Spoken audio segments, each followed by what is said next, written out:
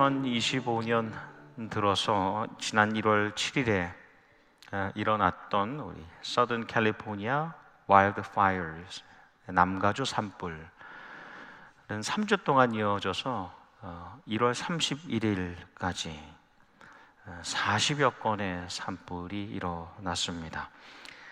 퍼시픽 팰리세이즈와 이튼에서 발화한 불이 건조한 기후 또 강력한 강풍을 만나서 그렇게 오랫동안 심각한 피해를 입힌 거죠. 보니까 5만 7천 에이커를 태웠어요.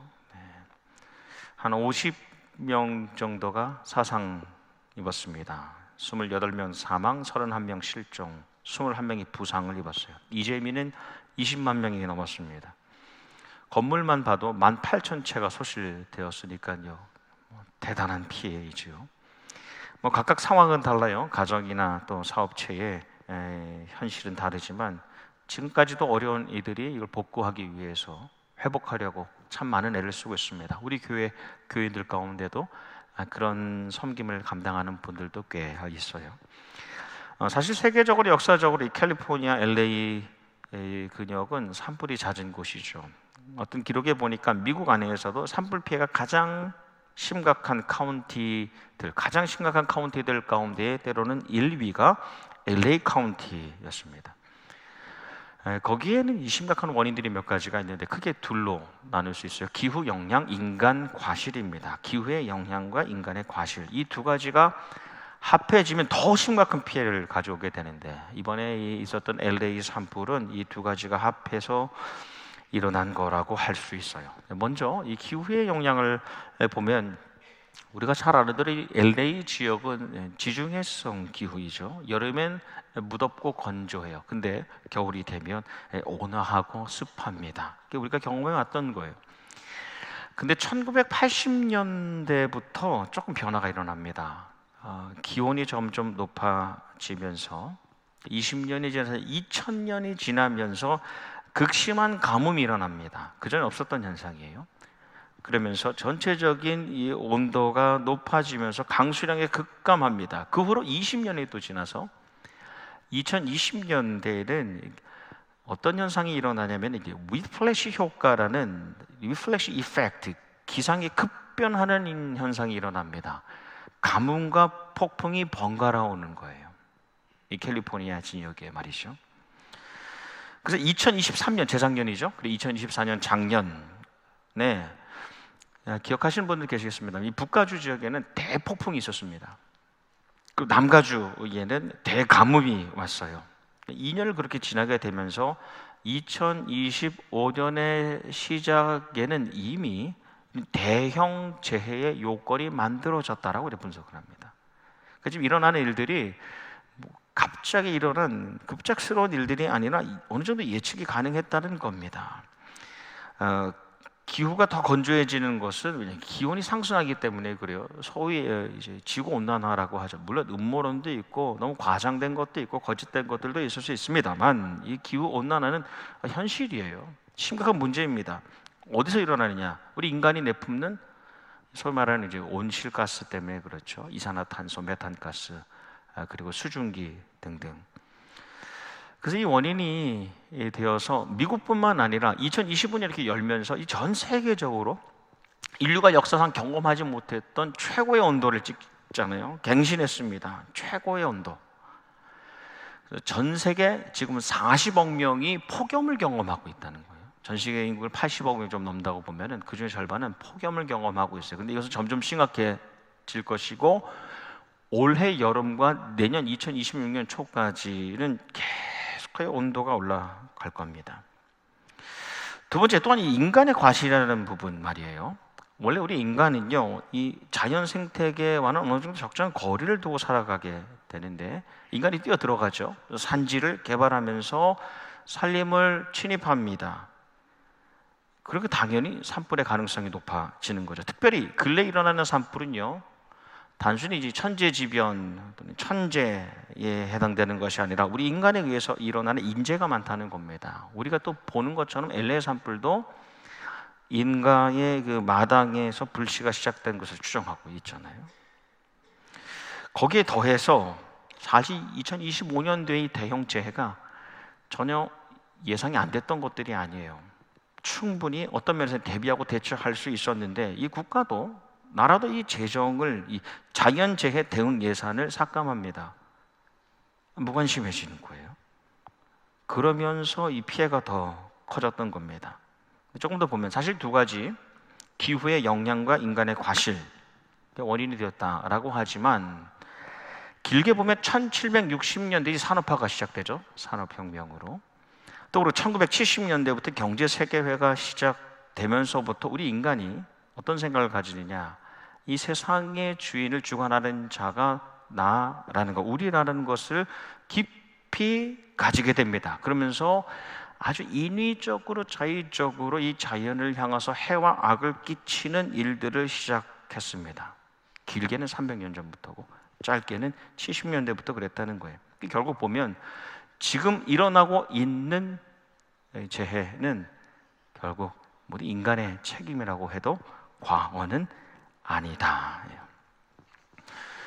사실 저는 환경을 부전공했어요. 박사과정에서. 그래서 환경에 대한 관심이 많고 이 캘리포니아 LA 지역에서 일어나고 있는 기후 변화에도 제법 관심을 가지고 있습니다.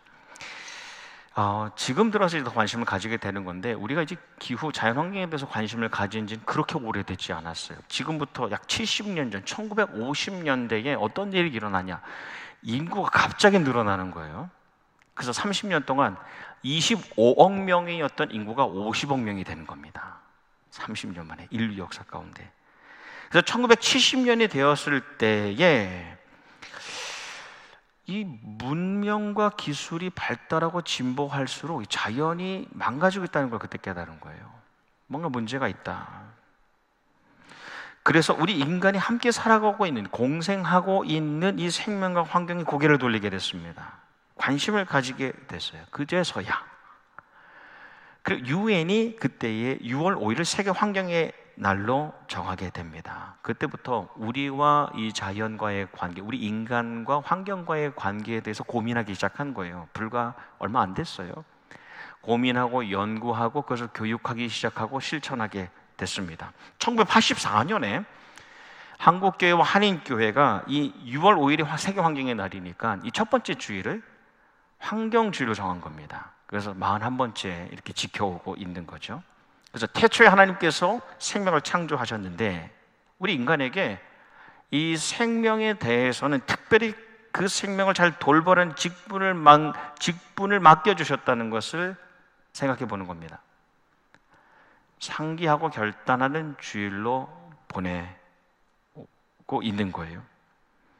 그래서 이런 시간을 지나면서 40년 정도 지나면서 그 전에 있었던 잘못된 생각들, 하나님께서 우리 인간에게 더 풍족하고 번영하게 하시려고 이 모든 세상을 주셨고 우리를 정복해서 우리 유익을 위해서 그것을 다 가져가도 된다고 생각했던 잘못된 성경 이해, 왜곡된 해석이 점점 사라지고 이제는 우리가 하나님의 시선으로 이 생명과 환경을 바르게 볼 수 있게 되었다는 겁니다. 이게 불과 얼마 되지 않은 일이에요.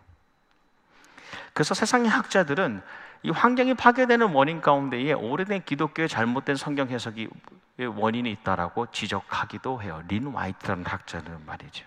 근데 실제로 성경을 보면 우리가 성경을 잘못 해석했을 뿐이지 하나님께서는 우리에게 자연을 착취하고 정복하라고 말씀하시지 않습니다. 오히려 같이 살아가라고 말씀하시죠. 그런데 여러분 우리 실제 생활을 보세요. 저는 우리 나성연합교회에서 이제 9번째 만든 환경주일이에요. 9번째. 얼마큼 변화가 있느냐 말이에요. 내 자신의 삶 가운데 우리 공동체 안에요. 머리는 알아요. 근데 그게 가슴으로 오고 그 가슴에 실제적인 우리의 손과 발로 연결되냐 말이죠. 오늘 이렇게 초록 옷을 입고 오시거나 또 초록 속옷을 입으신 분들 축복합니다. 대단한 분들이세요. 1년에 한 번 있는 이 환경주일에 결단하는 마음으로 오셨는데 과연 우리가 또 집으로 돌아가서 가정에서 또 일터에서 이 머리로 알미 가슴으로 그 가슴이 손과 발로 이어질 수 있느냐 말입니다. 네. 오늘 나누는 말씀이 조금이라도 도전이 되기를 원합니다. 하나님께서 세상을 처음 창조하시죠. 창조하실 때 자연은 말씀으로 만드시죠. 말씀으로 만드세요. 그래서 하나님의 그 말씀으로 만들어졌다는 것, 스스로 발생한 것이 아니라는 거예요. 그것은 그 안에 분명한 하나님의 의도가 있다는 거죠. 하나님의 계획이 있다는 거예요. 근데 나아가서 우리 인간은 말씀으로만 만들지 않으시죠? 어떻게 하세요? 흙으로 빚으시는 거예요. 이건 더 강력한 하나님의 의지가 담겨 있는 겁니다. 하나님의 계획이 담겨 있는 거예요. 그래서 인간은 결국에는 자연으로 흙으로 돌아갈 것을 하나님이 알려주시는 거예요. 그래서 자연과 인간이 결코 다름이 아니라 같이 살아가는 것, 흙에서 나온 존재, 같이 살아가는 한 공동체를 이루며 살아간다는 것을 보여주시는데, 한 가지 가장 확실한 차이가 있죠. 우리와 자연이 확실한 차이, 우리는 하나님을 닮게 지어졌어요. 이마고 데이, 이미지 오브 갓, 하나님의 형상으로 지어졌죠. 우리 한번 이렇게 인사할까요? 제가 이런 거 잘 안 하는데 한번 이렇게 인사하겠습니다. 그대는 하나님의 형상입니다. 그대는 하나님의 형상입니다. 네. 운전하며 오시다가 싸웠더라도 딱 보니까 하나님이 보이잖아요. 아니에요? 옆에 계신 분이 하나님의 모습이 보이지 않습니까? 네. 그게 하나님의 형상으로 지어졌기 때문입니다. 하나님의 형상으로 지어졌기 때문에 하나님께서 생기를, 루아흐, 영혼, 심령을 거기에 불어넣으시는 거예요. 하나님의 형상으로 지어졌기 때문에 하나님의 영이 거기에 담길 수 있는 겁니다. 유일하게 인간만. 여러분, 하나님의 형상으로 지어져서 하나님의 영이 거기에 담길 수 있기 때문에 우리는 하나님의 마음을 품고 살 수 있어요. 거기가 가슴까지예요. 조금 더 나가면 하나님의 형상으로 지어져서 하나님의 영이 임한 사람으로 하나님의 마음을 안다면 손과 발로 하나님의 뜻을 이루며 살아갈 수 있다는 거죠. 네. 그게 우리의 인간의 특권이자 의무예요. 특권이자 의무. 항상 우리에게는 특권이 있으면, privilege가 있으면 항상 거기에 따른 responsibility가 있죠. 하나님께서 우리에게 주신 거예요. 하나님께서 세상을 물로 심판하실 때에, 그 물로 심판하시는데 하나님께서 우리를, 인간을 심판의 대상으로만 두지 않으시죠. 심판받아야 할 피심자로, 피의자, 피고자로 두지 않으세요. 하나님께서는 이 심판의 상황에서도 우리 인간을요, 구원 사역의 동반자로 삼으시잖아요. 사역자로, 조역자로 세워주십니다. 하나님께서 누구를 세우세요? 당시 의인이라고 불린, 하나님 앞에서 의로움을 지키려고 했던 사람, 공의와 정의를 이루는 사람인 노아를 택하시고 방주를 만들게 하셔서 다른 생명이 다 멸망하지 않게 하시기 위한 구원 사역에 하나님의 뜻을 이루시는데 의인인 노아를 사용하시는 거예요. 여러분, 한 사람 한 사람 노아와 같은 사람이에요. 우리는 하나님의 형상으로 지음받아서 하나님의 영을 담아낸 하나님의 사람으로 하나님의 뜻을 이루기 위하여 하나님의 손발이 되어서 다른 생명을 구하며 살아갑니다. 하나님께서 이 시내산에서 율법을 주시잖아요. 여러분, 하나님의 백성이 되는 길은 하나입니다. 하나님의 말씀을 받으면서 하나님의 백성이 되는 거예요. 하나님께서 말씀을 주실 때에 이 십계명과 여러 가지 말씀을 주시는데, 출애굽기 말씀을 보면 첫 번째 명령이 무엇이냐? 너는 스스로 삼가 우상을 세우지 말라입니다. 뭐야? 하나님만 섬기라는 것이 그 첫 번째 계명이에요. 출애굽기에 보면. 그리고 모세가 40일 동안 금식하면서 말씀을 받고 그 마지막 명령이 무엇이냐면 너는 염소 새끼를 그 어미의 젖으로 삶지 말라입니다. 이게 율법의 가장 마지막이에요. 모세가 새로운 십계명을 가지고 돌판을 가지고 내려오기 전에 마지막으로 받았던 말씀이 너는 그 염소 새끼를 어미의 젖으로 삶지 말라입니다. 새끼를 삶는다는 것은 다음 세대를 끊어버리는 일이에요. 그것을 어미의 젖으로 삶는다는 것은 잔혹한 일이죠. 생명을 향하여 가혹한 마음을 품지 말라는 명령으로 전체 하나님의 말씀이 끝납니다. 이 말씀의 시작과 마침은 서로 이어져 있어서 하나님을 경외하는 마음을 소유한 사람은 당연히 자연스럽게 그분의 소유된 다른 생명을 잔혹하게 대하지 않고 그것을 돌보는 생활을 하며 하나님 중심의 심령이 생명 중심의 일상을 살아가게 합니다. 잘 전달이 되었죠? 네. 유튜브 가시면 다시 보시면 됩니다.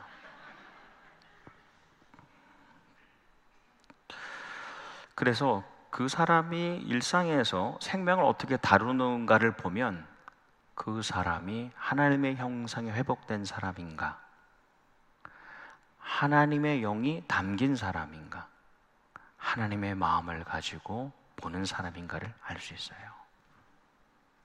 반대로 다른 생명과 환경을 향하여 차가운 사람들, 매정한 사람들, 자기의 유익을 위해 도구로 쓰는 사람들은 그것의 주인 되신 하나님을 동시에 업수히 여기는 사람입니다. 그건 자기 중심, 인간 중심이에요. 하나님 중심, 생명 중심이 아니라는 겁니다.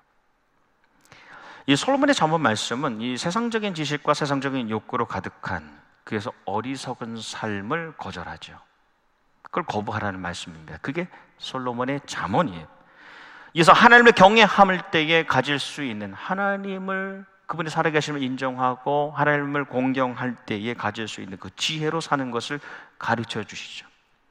오늘 우리가 잠언 21장 말씀을 나누는데 그 앞부분, 특별히 석절은 주인 되신 하나님의 절대 주권에 대한 말씀입니다. 모든 것의 주인 되신 하나님의 절대적인 주권에 대한 말씀이에요. 솔로몬이 아무리 대단하다 해도요, 대단한 왕이라고 해도요, 온 세상을 지배하시고 통치하시고 관장하신 하나님의 그 능력 아래 살아가고 있다는 겁니다. 그냥 겉으로 보는 육신뿐 아니라, 그가 가지고 있는 소유뿐 아니라 그 마음, 그 심령까지도 하나님 아래 있다는 말씀이에요. 1절 말씀에 왕의 마음이 여호와의 손에 있음이입니다. 솔로몬이라도 온 세상을 주관하신 하나님의 그 손바닥 장중에 있는데, 그것이 마치 이 비유적으로 본물과 같다. 이 본물은 보 아세요? 보? 뚝. 여기서 막혔나요 지금? 네. 보 아시죠? 이렇게 물을 다 가둬두는 보. 거기에 담겨 있는 물과 같아서 농부 되신 하나님 아버지가 그것을 열고 싶으면 열려요. 그걸 닫고 싶으시면 닫히는 거예요. 왕이라 하여도 그의 마음이 그와 같다는 거예요. 하나님 어떤 분이세요? 우리의 마음을 마음대로 다루실 수 있는 분이시죠. 여러분, 세상에서 가장 변하기 힘든 게 무엇이죠? 남편 마음이요? 절반은 맞아요. 남편은 아니지만 여러분, 사람의 마음이 가장 변하기 힘듭니다. 제가 저를 보니까요, 제일 세상에서 변하기 힘든 것이 저의 마음이에요. 근데 하나님은 원하시면 그 마음을 푸실 수도 있고 닫으실 수도 있는 분이세요. 근데 2절 말씀에 보니 사람의 행위가 자기 보기에는 모두 정직하여도, 그래서 사람들이 겉보기에 좋으면 만족해요. 눈에 보이는 것이 있으면 만족하나 여호와는 마음을 감찰하시느니라. 하나님 그 속을 보시는 분이세요. 정말 그것이 좋은 것인가, 옳은 것인가, 아름다운 것인가를 꿰뚫어 관통하여 보시는 분이 바로 하나님이시기 때문에 우리가 우리의 생활을, 일상을 속일 수가 없다는 거예요. 선전 말씀에 공의와 정의를 행하는 것은 제사 드리는 것보다 여호와께서 기쁘게 여기시느니라. 이 말씀 우리가 오해할 수 있어요. 공의와 정의를 행하는 것, 의롭다고 생각되는 것을 하는 일이 하나님께 예배 드리는 것보다 더 하나님이 기뻐하신 일이다라는 말씀이 절대로 아니죠. 우리가 하나님께 나와서 제사로 예배 드리는 것을 우리가 쉽게 여겨도 된다라는 그런 가르침이 아니에요. 우리가 하나님께 드리는 이 예배를 통해서 보여지는 하나님을 경외하는 우리의 심령은 우리의 일상, 의로운 생활에서 완성된다는 말씀이에요. 저는 한번 그런 고민을 해봤어요. 우리가 그냥 하나님 마음 주실 때까지 항상 초록색을 입고 와보자. 네. 그냥 오늘 한 주 하고 다 끝나는 행사가 아니라 한번 우리가 한번 결단한 것을 이룰 때까지, 한번 실행할 때까지 해보자라는 생각도 들더라고요. 여러분 예배 드리고 나가죠. 일상으로, 가정으로, 또 생업으로 갑니다. 근데 우리의 예배는 어디서 완성되느냐? 의로운 일상, 생명을 살리는 구원사역에 동참하는 그 생활을 통해서 이 예배가 완성된다는 거예요. 그 말씀이에요. 하나님은 누구의 마음도 좌우할 수 있는 분이세요. 지금이라도 내 마음을, 항상 나 좋은 것만 생각하는 내 마음을 즉시로도 바꿔주실 수 있는 분이시지만 그렇게 하지 않으세요. 우리 역시도 이 캘리포니아 풍족한 땅에서 우리 계획대로 살아갈 수 있습니다. 내가 계획한 대로 살아갈 수 있어요. 하지만 하나님께서는 우리를 사랑으로 설득하시고 기다리신단 말이에요. 우리가 스스로 그 마음을 풀어낼 수 있기를. 하나님, 우리가 하나님의 주인 되심을 인정하고 경외하는 심령으로 일상에서도 하나님의 마음으로 생명을 바라보고 생명을 향한 그 하나님의 의로우신 손과 발, 그 일하심을 보여주기를 원하신다는 겁니다. 여러분, 노아가 방주를 만들었죠. 그래서 생명을 살리잖아요. 대단한 일이죠. 근데 노아가 방주에서 나와서 가장 먼저 한 일이 뭐죠? 제사를 드려요. 대단한 일입니다. 우리의 마음과 하나님을 향한 마음과 이웃을 향한 우리의 생활이 분리되지 않았다는 겁니다. 그것을 통해서 온전히 주님을 기쁘시게 하느니라 입니다. 그래서 오늘 제목을 많이 고민하다가 심령에서 이어지는 일상입니다. 주일의 예배, 이 심령에 감동받으러 끝나는 것이 아니라 우리 생활 일상에서 그 감동을 살아내기를 원하는 그 마음에 담겨 있습니다. 우리의 심령과 일상이 나눠지지 않는 거예요. 생명의 주인 되신 하나님을 경외하면서 의로운 사역에 동참하길 원하는 겁니다. 그러니까 하루하루 내가 주인이 아니에요. 내가 주인 되지 않고 정말 하나님이 하나님 되시기를, 하나님이 주인 되시기를 고백하고 나는 그분의 종으로, 그러니까 청지기적 삶이라고 하죠. stewardship. 내가 주인처럼 보이지만 내가 주인이 아닌 그런 삶을 살아가는 우리가 되기를 주님의 이름으로 축원합니다. 예수님께서 우리가 잘 아는 산상수훈, 오름직한 동산으로 부르시죠. 따라 올라온 이들에게 말씀하시는 것이 자기 생활을 위해 뭘 먹을까, 뭘 마실까, 또 자기 몸을 위해 뭘 입을까 염려하지 말라고 말씀하세요. 근데 이렇게 말씀하실 수 있었던 것은 그분이 하늘의 새와 대지의 풀을 볼 때에 그것을 먹이고 입히시는 분이 누구신지를 느끼면서 사신 거예요. 느끼면서 사신 거예요. 하늘의 새와 들판의 풀을 먹이고 입히시는 분이 하나님이시라는 것을 느끼면서 사는 삶이에요. 하늘 아버지 천부께서는 그래서 솔로몬이 자기 최고의 능력을 발휘해서 그가 가지고 있는 모든 부귀와 영광을 다해서 만든 그 왕의 의복보다도 더 아름다운 하나의 그 백합화를 오늘도 살리고 키우시는 그 하나님을 느끼며 사셨기 때문에 예수님은 그래서 자기 일상의 생활을 위해서 뭘 먹을지 뭘 마실지 염려하지 말라고 말씀하시는 거예요. 여러분, 이게 하나님의 사람의 삶 아닙니까? 그래서 이어지는 말씀이에요. 하나님의 사람의 삶은 이렇고 반대되는 세상의 사람, 이방인이 구하는 것, 번영과 또 풍족을 위해서 씨름하는 것, 그러지 말라고 말씀하시는 거예요. 오늘 함께 예배드린 예배자들은 세상의 사람이 아닌 하나님의 사람인 줄 믿습니다. 그래서 먼저 그의 나라와 그의 의를 구하라.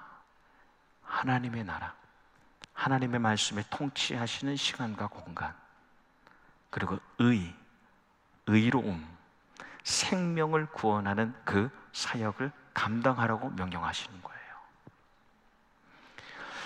여러분, 중세 이태리의 아시시라는 지역 출신의 프란시스코라는 사람 아마 들어보셨을 겁니다. 성 프란시스코로 유명하죠. 평화의 기도를 쓴 성 프란시스코. 아버지 피에드로라는 사람은 그 일대에서 최고 비즈니스맨이었어요. 상업으로 성공한 상인으로 살았습니다. 이 아들 프란시스코는 요즘 말로 이 다이아몬드 수저였죠. 부유한 그 자재로 충분히 풍족하게 자랐습니다. 그런데 어느 날 성베드로 성당을 가는데 그 앞에서 구걸하고 있는 한 사람을 만납니다. 근데 그 사람을 보면서 마음이 움직였어요. 마음이 동하였어요. 그래서 결혼을 합니다. 근데 그 사람이랑 결혼하는 것이 아니라 가난이랑 결혼을 해요. 가난이랑 결혼한다. 그러나 다음에 이제 자기가 가지고 있는 것을 사람들에게 나눠주는데요. 이 아버지가 그것을 보고 못 참는 거예요. 야, 얘한테는 도저히 내 유산을 남겨줄 수가 없겠다. 너는 상속자가 될 수 없다. 왜? 내가 남겨주면 다 나눠주니까. 그래서 그걸 못하게 하려고 집행관을 찾아갔어요. 주교와 집행관을 찾아갔습니다. 근데 성 프란치스코가 거기에서 이 집행관과 주교와 이 회중 앞에서 자기가 그 자리에서 입고 있었던 옷을 다 벗었습니다. 그리고 말합니다. 제가 가진 돈, 제가 받을 유산, 또 제가 입은 옷 다 돌려드립니다 하고 나와요.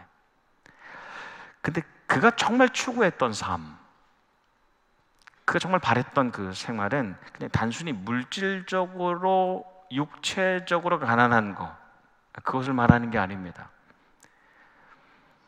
여러분, 가난한 사람도요, 세상의 그 풍요와 또 세상의 번영에 대해 집착하는 사람들 얼마나 많습니까?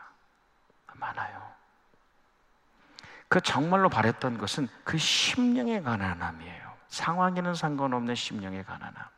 예수님의 말씀은 가난한 자는 복이 있나니 천국이 그들의 것이며, 좀 쉬운 번역에 행복하여라 마음이 가난한 사람들이요.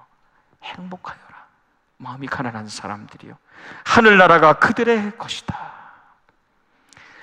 그러니 프란치스코의 이 청빈이라는 것, 청빈이는 깨끗한 가난은 모든 것의 주인이 되신 하나님을 경외함을 보여주는 하나의 통로가 되는 겁니다. 그거예요, 그거. 내가 주인이 아니라 내 옷, 내 실 한 오라기도 내 것이 아니라 하나님의 주인이 되심을 보여주는 경외의 통로가 된 겁니다. 기록에 보면 이 성 프란시스코는 이 그의 가난한 마음, 그 낮은 마음, 그의 영성이 어디까지 이르렀냐면 미물과도, 아주 작은 생명 피조물과도 소통할 수 있을 때까지 이르렀다입니다. 그래서 그 자연이 말하는 소리를, 아주 작은 생명도 말하는 소리를 들을 수 있었다는 거예요. 그래서 프란시스코는 하나님이 만드신 모든 피조물, 자연과 인간은 하나님을 찬양하기 위해 창조되었고입니다. 이 자연의 소리를 들으니까 우리 시편 고백에도 있잖아요. 이 하나님을 찬양하는 거예요. 거대한 대양과 그 거대한 거산이 하나님을 찬양하는 소리를 듣는, 작은 미물도 하나님을 찬양하는 거예요. 그 중에서도 우리 인간은 피조물을 위한 생명의 관리자로, 이게 청지기 전에 스튜어드로 살아간다라고 했습니다. 평생 살면서 동물과 식물과 소통하면서 그들을 친구로, 벗으로 삼고 사귀면서 살았습니다. 저는 이 이야기를 처음 대학교 때 만나고, 저도 한번 새랑 한번 이야기를 나눠보려고 했는데 한참 이야기하고 있는데 날아가더라고요. 그래서 아직까지 내가 그 경지에 이르지 못했구나. 근데 교훈은 분명합니다. 낮은 마음을 가지게 되면 아주 작은 생명과도 소통하며 살아갈 수 있다는 거예요. 우리가 마음이 높아지면요, 어떤 생명과도 관심이 없어요. 생명과는 관심이 없어지는 거예요. 오래된 타성과 지금도 혹시 가지고 있을지 모르는 탐심이 이끌어가는 삶, 그런 삶을 살아가는 사람, 우리는 간단하게 5글자로 세상의 사람이라고 말하죠. 세상의 사람. 그 세상의 사람을 향하여 온전한, 완전한 하나님의 사람의 모습을 보여주신 그 예수님, 그 예수님을 예언하잖아요, 이사야 선지자가. 그리고 그 예언의 말씀을 그대로 마태복음 16장에서 증언합니다. 보아라, 내가 뽑은 나의 종, 내 마음에 드는 사랑하는 자, 내가 내 영을 그에게 줄 것이니 그는 상한 갈대를 꺾지 아니하고. 꺼져가는 심지를 끄지 않을 것이다. 어떻게 가능하냐? 하나님의 영이 부어지면 가능한 거예요. 아직 죽지 않은, 상했지만 죽지 않은 생명에게도 관심을 가지는 거예요. 우리 하나님의 사람은 하나님의 형상이 회복된 사람입니다. 그래서 하나님의 영을 심령에 담고 살아가기 때문에 하나님의 눈과 마음을 가지고 살아가요. 근데 거기에 그치지 않아요. 거기에 그쳐서는 안 됩니다. 하나님의 영과 마음을 가지고 있기 때문에 우리는 하나님의 손과 발을 가지고 살아갑니다. 그래서 머리와 가슴과 손발이, 우리의 지식과 지혜가, 우리 암과 삶이, 우리의 말씀과 실천이 절대로 분리되지 않아요. 항상 다른 생명과 환경을 귀하게 여기며 살아갑니다. 제가 말씀을 준비하면서 올해 2025년에 와서 이제 작년과 지금까지, 이제 작년 환경주일과 지금까지 한 1년 정도 어떤 변화가 있었는가 좀 한번 봤습니다. 보니까 세계 환경의 대부분의 영역, 대기, 수질, 대양, 산림, 그리고 우주까지. 여러분, 우주에도 쓰레기가 엄청 많아요. 아세요? 네, 다 아시는 표정이네요. 여러분, 인공위성을 띄우잖아요. 셀룰라스를 하면 가져올 수가 없어요. 그냥 거기에 버려지는 겁니다. 그래서 새롭게 띄워지는 우주선들이 위협을 받고 있죠. 엄청난 속도로 지나가니까. 지난 한 해 동안도 이 전 세계 환경의 전 영역에서 모든 부분이 더 악화되었습니다. 그 중에 한 예가 이 생물 멸종에 대한 겁니다. 생물 멸종, 우리가 아는 대로 어떤 생물 한 종이 이 지구에서 사라지는 거죠. 식물이든 동물이든 사라지는 현상입니다. 작년에 사라진 생물 가운데에 가는 부리도요, 들어보셨어요?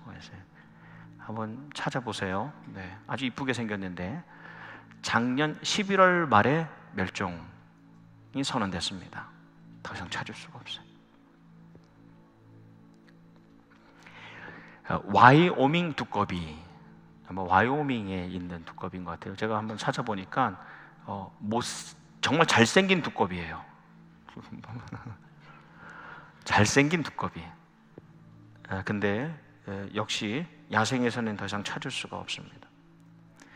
올해도 47,000 종류의 생명이 멸종될 수 있다. 그 가운데 아프리카 숲코끼리, 캘리포니아 콘돌, 플로리다 팬서 등등. 환경의 오염, 인간이 만들어내는 이 생태계 이 파괴의 현장으로 멸종할 위기에 처해 있습니다. 지금 오늘 예배드린 이 시간도 이 지구상에서 사라지고 있는 종들이 꽤 많다 생각이 들어요. 시간 단위별로 없어지고 있어요. 하나님의 마음이 어떠실까? 가장 아름답게 만드셨을 거 아니에요. 여러분, 사도 바울의 위대한 가운데 하나는 이 피조물의 탄식 소리를 들을 수 있는 사람이었어요. 그들의 신음소리를 듣는 사람이었습니다. 저는 우리 교회가, 또 속한 우리 하나님의 사람, 우리 한 사람 한 사람이 무분별과 무자비와 무절제의 생활로 탄식하고 신음하는 생명의 소리를 들을 수 있는 영적인 귀가 열린 사람들과 공동체가 되기를 축복합니다.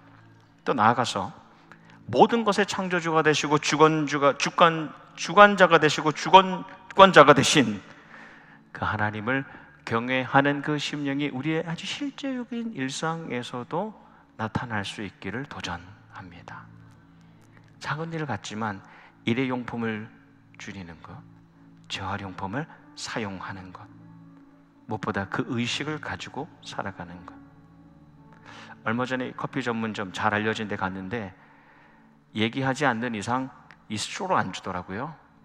몇 번 갈 때는 기분이 별로 안 좋았어요. 돈을 아끼려고 하나? 근데 얼마 전에 이해가 됐어요. 아, 노력하고 있구나. 물론 거짓된 에코 프렌들리 이름을 붙인 상업화된 상품들도 있을 수 있어요. 하지만 우리 실제적인 삶에서 생명을 살리는 일들에 동참하는 데에 장자된 교회가 될 수 있기를 주님의 이름으로 축복합니다. 성령 하나님의 또 다른 별명이 Sustainer입니다. 제가 미국에 처음 와서 신학교에서 공부할 때에 Creator, Redeemer, 창조주, 구세주, 그리고 성령님을 Sustainer라고 부르더라고요. 지탱자, 유지하시는 주님입니다. 하나님의 영 성령으로 충만하여서 온 생명을 유지하시는 하나님의 의로운 사역에 동참하시는 이 시대의 Sustainer, 성령의 사람으로 사시기를 주님의 이름으로 축원합니다.